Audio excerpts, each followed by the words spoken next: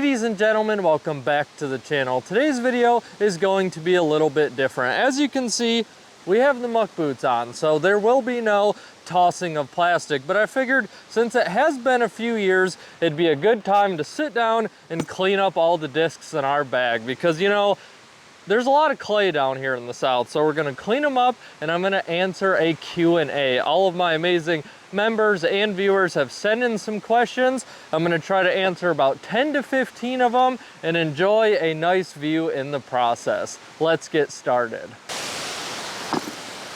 Truly guys, I've only ever washed my discs one time in my disc golf career, and I'm pretty sure that it gave me bad luck. So hopefully we don't have to deal with that this time around. And for the record, I'm terrible with names, but we're gonna jump right into it. And you always gotta use the magic eraser. Very good for cleaning discs.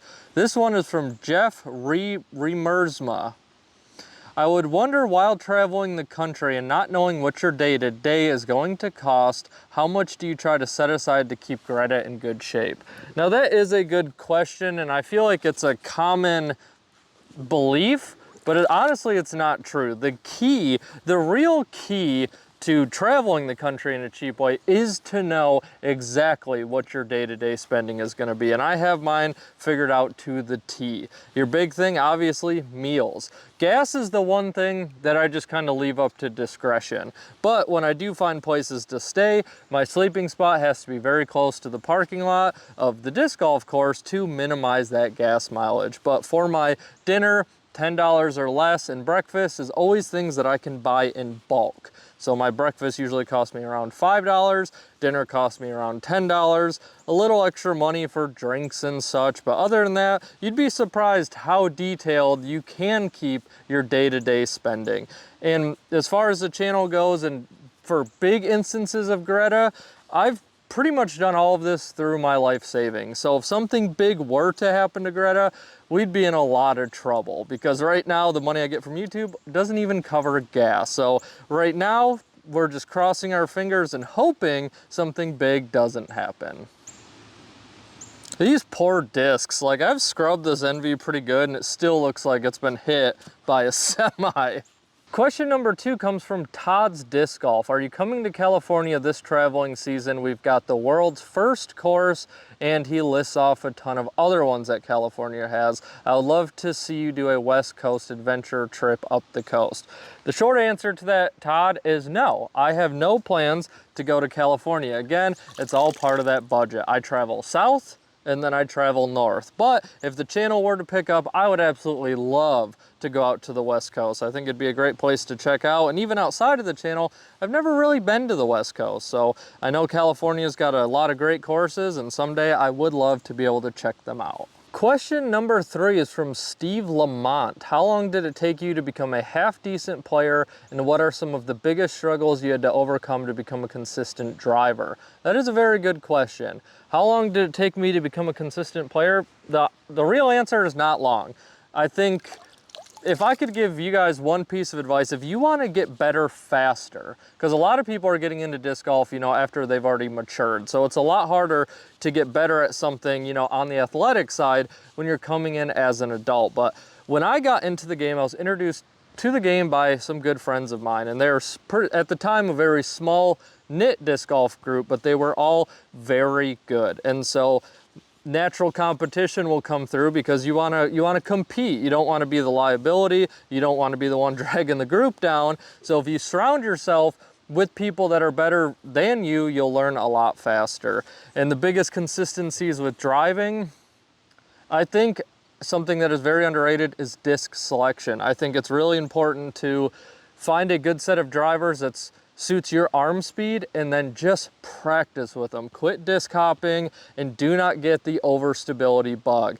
It's really easy that as you kind of grow, you start throwing harder, but when you throw harder, a lot of people lose their form. And so the overstability is compensating for if you're yanking it, you're forcing it over out of the hand, and then you go through this phase of thinking destroyers aren't even stable enough. And then after a long period of time, you'll rebound and realize it was your form and the destroyer is probably too much for you. So disc selection, and if you can, surround yourself with people that are better than you. And every time you go to play, try to kick their butt. Question number 4 from Matthew Miller. Longtime supporter of the channel. I appreciate you, Matthew.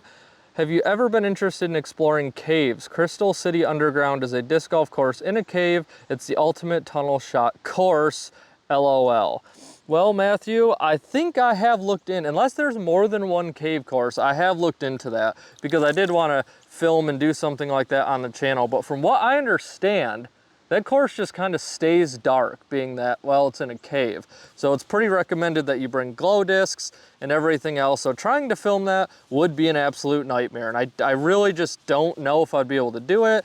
And if the video would turn out, you know, to the quality of what I expect when I make my videos. I don't want a bunch of bad lighting and everything else. But as far as just purely exploration of caves, yes, I love to explore anywhere I can go. And a quick little story for you guys. A few years back when I was a little younger, I tried to explore some caves. I went to Mammoth Cave and I had my bandana on, real alternative look, right? Well, park ranger pulled me over, suspected me of having illegal substances in my car and searched it, ripped the entire car apart. I had to sit there for about an hour and a half while this dude just went through my entire vehicle. Needless to say, he didn't find anything, but it kind of killed that excitement for cave exploration. I don't know about you guys, but when you really kind of get up close and personal with your discs, if you're somebody who's had, you know, a good amount of them for a long time, you just get kind of sad, man. They're like your warriors, and they're all injured and battle tested and struggling, and you know, it is kind of sad to see. This old Valkyrie here, just so many throws on it, so many good moments, bad moments. I've spent a lot of my life trying to find this disc. I mean, you gotta admit though, pretty much looks brand new after a little scrub down. Question number 5 is from Calico Cow Acres. Now, if you guys remember on my last trip, I stayed in North Carolina for quite a while. Calico Cow Acres is my best friend and his wife. They have a little homestead out there. They have a YouTube channel if you want to check it out. But their question, have you ever been threatened? Has anyone ever threatened to call the cops on you while diving for discs? Yes, this happened, and yes, they were there. So I'm guessing she just wants to hear the story. But they live near a course in Bostic, North Carolina called South Mountain. And that's where my intro is filmed. I have recorded the course. It's a course that I love. But there is a water hole, and on that water hole, I lost my favorite destroyer that I've ever had. It was a beautiful 2-line swirly AJ destroyer. Just got a little excited on the drive, overturned it, went and got the wetsuit, jumped in there, and that course is owned by a church, and there's like one other house on this lake, like 200 yards across this lake. And that homeowner, she came flying out, yelling, saying I'm being dangerous, yada yada, threatened to call the cops. Ultimately, I had to leave, very salty about that. I did love that disc. But for some reason, she felt the type of way about it, and we had to leave. I do plan to try to get back there and find it, though. Question number 6 from Inspire Hustle 24/7. Gotta respect the name. He has 3 of them. Your channel is very positive and different. Are you purposefully staying away from negativity? How do you feel about other disc sports? And what is success to you? 3 very good questions that need a little unpacking. But I'm gonna start with number 2. How do you feel about other disc sports?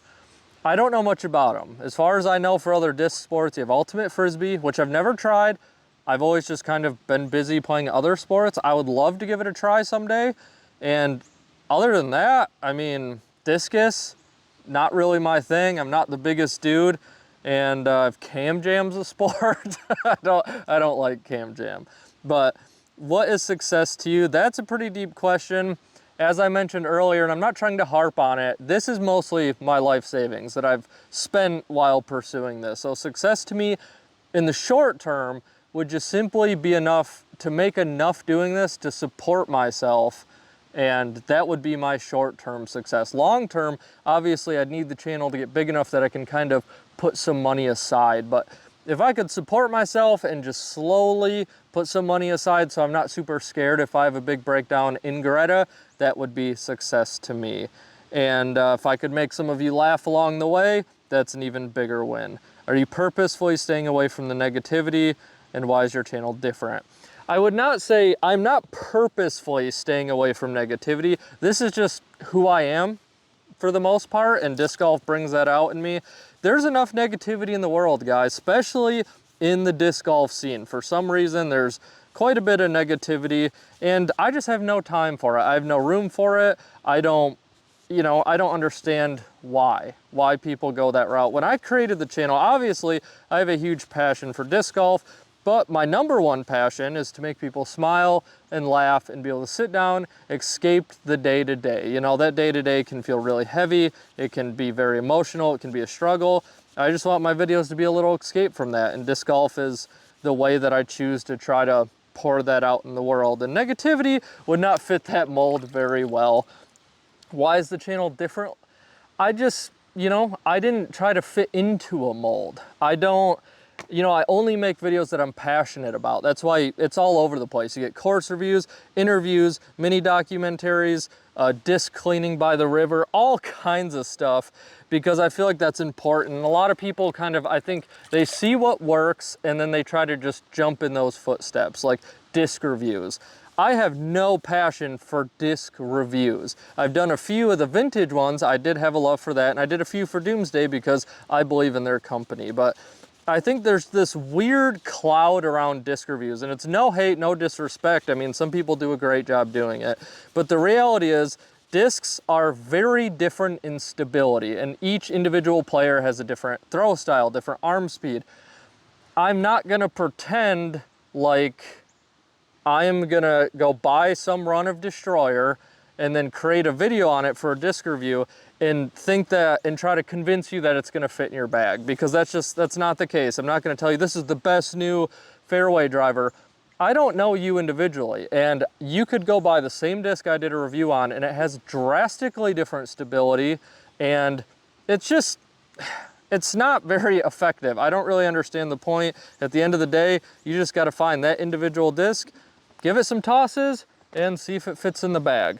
And as far as like tips and tricks go, I don't want to follow that mold either. Paul Ulibarri has like a whole academy on this. Guys, if you want to get better, maybe go watch a very successful, extremely knowledgeable touring pro. I'm not going to pretend like I'm going to give you guys better tips and tricks than he will. I'll give you a couple like super rudimentary, just getting into something that really is just a stepping stone to help you maybe understand someone like Paul Ulibarri's advice. So I do what I want to do and what I have passion for, because that's how you're going to get the best product. That's how I know my videos, I will be happy with them, because I do have passion for what I'm creating. Question number 7 from Antonio, Eagles Crossing, let's see a video on that course.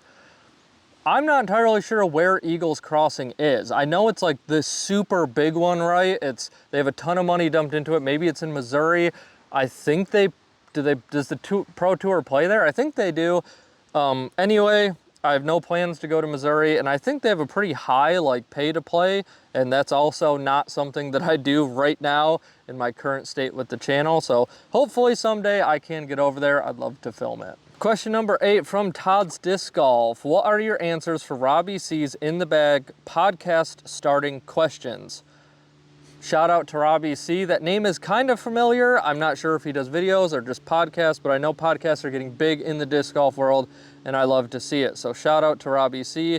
How many putts are you making out of 10 from 15, 25, 40, and there's a basket and wide open field? How far away are you comfortable reaching the basket, backhand and forehand? Todd, I'm going to be honest with you.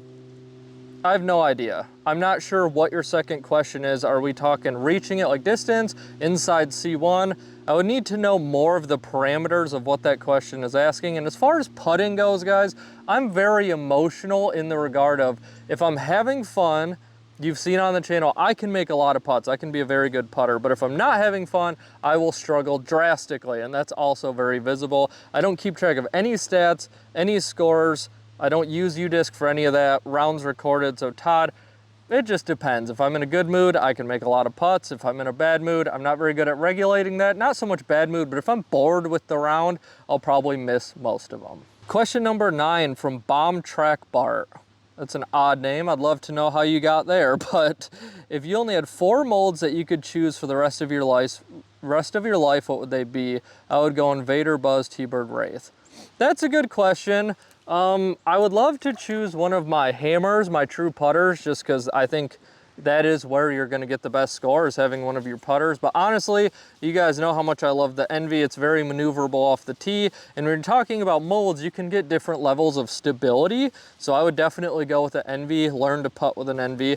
Mid-range would be a hex, because you can get some much straighter hexes, more overstable hexes. I do love my Kotuku, but I would go hex. Same thing with fairway. I'd get me a flippy star Valkyrie, and then I'd get a Halo Valkyrie that flies like a Firebird, because that's kind of how Halo plastic works. So, and for distance driver, I want to say Boss, and I'd want to say Orc, but honestly, I'd probably go with my Wraith. That all timed out perfectly, but I have the most throws with the Wraith, and you can get straight-er ones, and I already have a nice beat-in one, and you can get some beefy ones. So I would definitely go Envy, Hex, Valkyrie, Wraith. Question number 10, what are the positives and negatives of van lifing? This is from Karma. What is it like trying to sleep? Do you feel comfortable and like you can relax? How long can you run a fan before you notice it's draining your solar setup? How do you manage solar? Okay, so I'm gonna try to rapid fire through those. What are the positives and negatives of van lifing? The positives are moments like this. You wake up, you'll never know what your day is gonna turn into, and you'll never know who you're going to meet or what you're gonna experience. The negatives is essentially every other aspect of life. 80% of what I would call budget van lifing. If you have a $100,000 rig staying in, state parks, much different game. But as far as budget goes, it's pretty miserable most of the time. The weather can be an absolute killer. It's hard to sleep. Your things, get frozen, the batteries die. You always got to map everything around what, in my case, a Planet Fitness. So I have a shower. You always have to be by a bathroom. Guys, there's a ton of negatives. It's not for most people. And you can't really feel like you can relax, and sleeping is very hard. We'll kind of hit both of these at one time. You have to be alert, especially depending on the city you're in, because I've never paid to sleep anywhere other than way back when I filmed a course in Michigan. You have to be alert. I sit in my driver's seat paying attention pretty much until I'm very tired and fall asleep, because you never know what's going to happen, and weird things will happen. It's just a matter of time, and you have to be alert and you have to be able to deal with it. As far as solar goes, there's a lot of complexities to this, what kind of setup you have, but really for solar, a lot of people think solar is going to do a lot more than what it does, and my advice is pretend you don't have it and use it when you need to. If you can find, for some of your bigger objects like an electric tea kettle, which I use a lot, when I get to a park, the first thing I'm doing is looking for power. Can I go run out somewhere and plug that in? If you try to rely on your solar, it's not going to work, and a lot of people think it will, but it's just not. Also, the biggest negative to van life, without question, is being lonely. When you start van lifing, you will feel this immense loneliness, and eventually you do kind of break through it, but it is extreme, and it will you really have to do some mental work to get yourself out of that headspace. And next we have Zero the Prototype. I have two for you. What kind of discers need to change the way they act? After seeing you get honked at in the latest video, I'm thinking about tact and etiquette. I used to get very salty about stragglers and boombox blasters, but as I get older and wiser, I find that I am much better at befriending even the worst kind of discers and finding that teachable moments to help others be more aware of how to stay classy on the course. And for your second question, Prototype, if you make music, I'd love for you to make a song that works well with the channel. If it doesn't, I would still greatly appreciate it anyway. This is one of those things that is just talked about all the time in the disc golf world, and as far as I'm concerned, people do need to relax a little bit. There's three things, as far as etiquette goes, in my opinion, that truly matter. Do not throw up on people, do not do that. Make sure they are off the hole and then throw. If somebody is moving faster than you, let them pass. That is probably the most important one. And when you're on the tee and you throw a bad shot, watch where it goes. Nobody likes it when you throw a disc in the woods and have no idea where it went. As far as the other stuff, the music thing just drives me nuts. People get so worked up about it. To be honest, if I'm home with the group or even playing solo, I'm that guy. I am playing music on the course. And as far as I'm concerned, in tournaments, absolutely no music. But if you go to any other recreational activity that people are doing, you're probably going to hear music. If you go to the beach for volleyball, you're gonna hear it. If you go to a gym for a pickup game, you're probably gonna hear some music. For some reason in disc golf, people will get this idea that they're gonna show up and play a casual round on 5:30 in the afternoon on a Tuesday, and they're gonna get flustered if somebody's playing music. Guys, just like you are taking a break to enjoy the activity, so are they. They just enjoy it different than you. Unless they're being disrespectful, rude, or blasting like really vulgar music and you have children or something like that, just let them do their thing. Let them enjoy the game the way that they want to enjoy the game. Now, when it comes to tournaments, obviously, there's really no debate on that. Don't do it. As far as finding teachable moments, absolutely, just make sure people are receptive. Make sure that they want you to teach them. You know, don't try to push it on people that are not receptive, because that in itself is not a good look for the game either. For our next question, I'm gonna go to Joshua Spicer. Do you have a disc in your collection that you can't bring yourself to throw because it's too rare or nice? This is a good question because there is only truly one disc, and that is, I believe, 1986 Discraft Windstar Cruiser.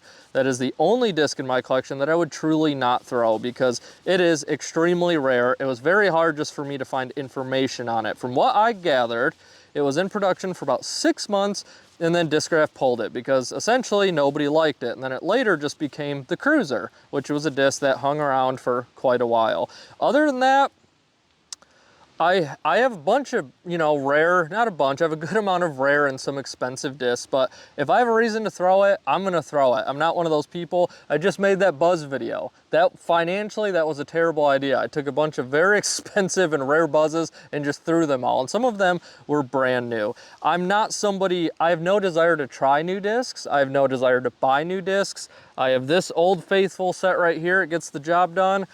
So if I have a reason, I'll throw it, but most likely I just won't have a reason to. I mean, this is insane. Look how dirty this old Destroyer is. And the Magic Eraser just does nothing. It's like, my goodness, these things are just, man, they are struggling, and they are just so, like, I'm unmasking all of the chunks out of them. This is kind of emotional for me. This big one here happened at Bird Ridge. Ed, with your rocks everywhere. I tried to throw a big thumber shot, just took a chunk right out of my beautiful Destroyer.